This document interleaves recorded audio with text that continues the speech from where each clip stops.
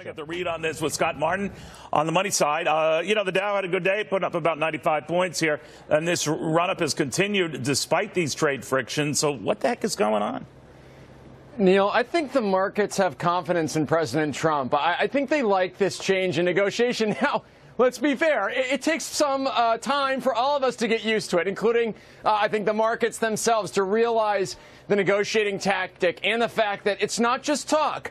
There's probably follow-through, as you were talking with Ashley, whether he was going to show up at the meetings or whether maybe he was going to bring on some more harder tariffs. I mean, really, the reality is the markets, I believe, think that there's going to be a somewhat peaceful resolution to this that's going to help both sides of the table. And I think that's really what a lot of these companies in the S&P want to see. They want to see negotiation. They want to see countries come together and work out a fair deal on both sides. You know, Scott, I wonder whether the market's risk, and I don't want to be a crepe hanger here, but I'll hear from people on both sides, I guess, but if they're whistling past the graveyard a little bit, so confident that we're not going to get into a trade war, that they're not prepared for the possibility we do, at least for a little while. Now, governments don't pay those higher tariffs. You and I do. Average folks do. And I'm wondering if they're ready for that possibility, because that could put a big crimp on consumer activity, spending in general, and if it builds, it could get nasty.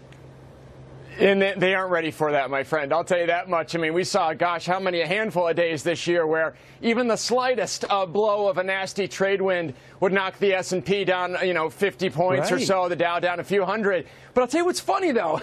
Every time, and I would argue things maybe have gotten more complicated. I mean, it's great that we're talking with President Abe and President Xi and everybody. Trudeau, yes, things have maybe cooled there. But at least we're still talking and still moving forward with some of the plans. And the markets, every time, Neil, we've seen those pullbacks have just risen again. And so to me, the underlying current here is the economy's strong. They believe in this administration. They like the tax cuts. We're seeing everybody's 401ks go up. Everybody's investments accounts are going up in price and value. So that's the underlying current here, that even in spite of some uncertainty globally, that's what's moving the market along. All right. We'll see what happens, buddy. It's always good seeing you. Scott Martin following all this very, very closely out of Chicago.